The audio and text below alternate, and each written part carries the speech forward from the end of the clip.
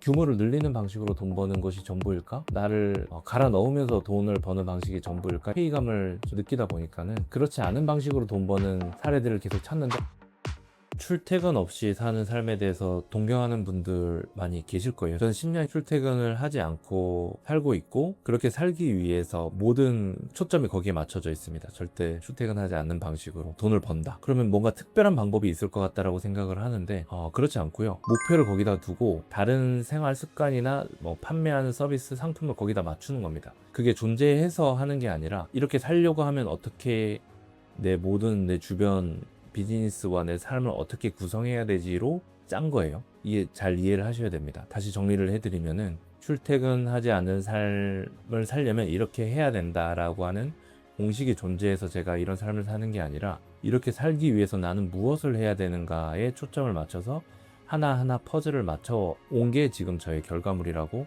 말씀을 드리고 싶고, 그 과정들은 제가 썼던 모든 책들에 다 나와 있는데요. 이렇게 살아야만 한다라고 생각했던 그 이유들이 있습니다. 그리고 매우 만족하고 있고요. 저는 30대 초반부터 이제 성공한 사업가들을 많이 만날 수가 있었어요. 그들의 멋진 얘기도 듣기도 하고요. 동기부여도 많이 받았고요. 뭐 성공한 사업가뿐만이 아니라 뭐 연예인, 뭐 잘 나가는 사람들, 인플루언서 바로 옆에서 얘기를 많이 듣기도 하고 경험할 수 있는 기회들이 많았습니다. 뭐 연봉이 뭐 거의 100억대 되는 그런 사람들을, 신기한 사람들도 만나기도 하고요. 저는 굉장히 운이 좋았습니다. 은사님이 계셨기 때문에 그런 것들이 가능했던 일이기도 하고요. 저는 궁금했죠. 정말로 그들의 삶이 행복할까? 그 전까지도 좋아 보이는 것을 쫓았는데 아니었거나, 그런 경험들이 너무 많았거든요. 저 같은 경우에도 고시를 쫓았지만은 그게 그렇게 막 행복하지 않은 것 같다라는 결론들에 도달을 여러 번 했다 보니까는 저것도 좋아 보이네, 저런 사람 되게 좋아 보이네, 일에 막 미쳐서 밤낮 없이 이렇게 사는 사람 멋지네, 30대 초반에 충분히 그럴 수 있죠. 근데 진짜로 행복할까? 그래서 더 파고들었습니다. 더 가까워지고 가족과 친해지고 그의 친구들과 친해지는 그런 경험들을 해나가기 시작했습니다. 그러면서 제가 못 봤던 것들이 보여지기 시작했죠. 놓치는 것들이 계속 생기는구나. 뭐 건강뿐만이 아니라 가정에 대해서도 그렇고, 자녀에 대해서도 그렇고, 여러 가지 빈틈들이 많이 보이는 것을 알게 됐습니다. 그러면서 제가 생각했던 건 뭐였냐면은, 모든 걸 다 완벽하게 다 가져갈 수는 없구나, 이 생각을 하게 됐던 것 같아요. 그 첫 번째 그런 경험들을 하면서 무조건 규모가 크고 일을 많이 하고 그런 것 자체가 행복과 연결이 되지는 않을 수도 있겠다라고 하는 어떤 하나의 틈을 찾아냈던 것 같아요. 두 번째로, 그런 것들이 가정의 행복과 다 연결이 되는 것은 아니구나라는 것까지도 파악을 했던 것 같습니다. 그래서 그분들이 가지고 있는 문제점이나 그런 것들을 내가 시행착오를 더 겪지 않으려고 하면 어떻게 해야 될까, 이러면서 이제 마음 공부도 같이 곁들이기도 하고, 무조건 스케일업을 해가지고 사업을 키우는 방식과 규모를 늘리는 방식으로 돈 버는 것이 전부일까? 나를 이렇게 갈아 넣으면서 돈을 버는 방식이 전부일까? 이거에 대해서 회의감을 좀 느끼다 보니까는, 그렇지 않은 방식으로 돈 버는 사례들을 계속 찾는데 한국에선 그런 방식을 찾기가 어려웠어요. 왜냐면 한국이 빠르게 산업화가 진행이 되면서 그 안에서 다 노동력 가지고 GDP도 키우고 해외에다가 인재를 가지고 GDP를 올렸던 그런 케이스들이잖아요. 그러니까 내 시간을 돈으로 바꾸는 방식에 되게 익숙한 그런 문화였고, 그 방식이 성공 방정식으로 거의 굳어져 있고, 그런 것들이 언론과 책을 통해 가지고 계속 전파가 됐던 상황이었어요. 그렇기 때문에 제 머리에는 그 방식의 성공이 전부다. 그리고 제가 만났던 크게 성공한 분들도 그렇게 성공하는 게 전부다라고 믿고 있는 케이스들이 너무 많았어요. 그게 이제 그들의 한계였고, 이제 우리나라의 한계였던 것 같아요. 그러면은 저는 그거를 깨는 게 되게 어려웠던 것 같아요. 그렇게 살지 않고도 돈을 벌 수 있지 않을까라고 했던 게, 이제 해외에서 그런 케이스들을 발견했던 거였어요.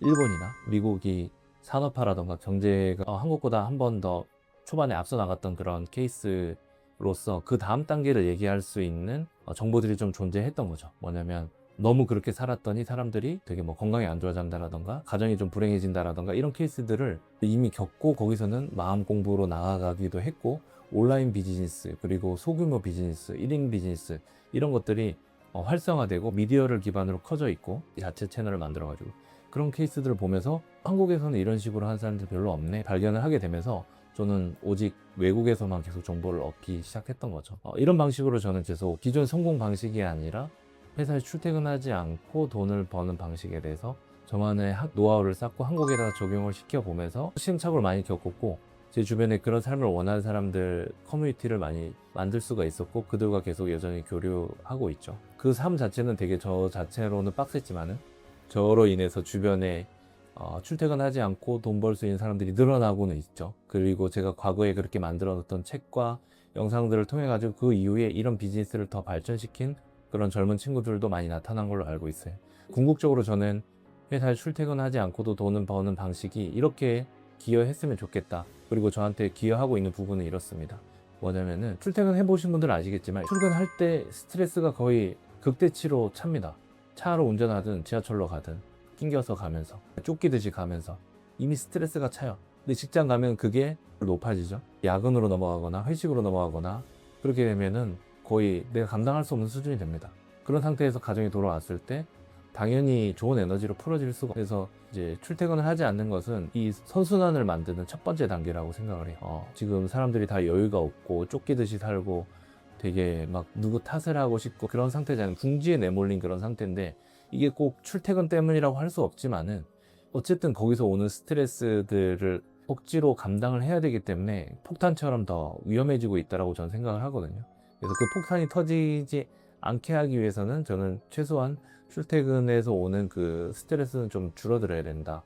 그리고 저는 거기에 기여를 하고 있다. 그래서 그것을 통해서 결혼한 사람이면은 난 이 상태로는 애 못 낳겠다 하는 사람들이 애 낳을 수도 있겠는데 이 생각을 할 수 있게 된다던가, 혹은 애를 키우면서 아이한테 좀 더 감정적으로 더 건강하게 대할 수 있겠다라고 하는 그 기대감을 주기 위해서는 출퇴근 스트레스를 없애야 된다고 생각을 하거든요. 실제로 저는 그런 것들이 없는 상태에서 육아를 하고 있고 육아에 더 많이 동참을 하고 있죠. 그래서 아이들과 감정적인 교류를 많이 하고 있기 때문에 이런 것들 자체가 하나의 실험인데, 저 자체로도 제가 되게 불안정한 사람이고 어렸을 때부터 그렇게 뭐 온전한 감정 상태를 가진 채로 자랐다고 생각은 하지 않지만은 이것이 다음 세대에 그대로 전파되거나 그대로 유전되기를 원하지 않거든요. 그렇게 하는 데 있어서 필수 조건이 저한테는 출퇴근하지 않는 거였죠.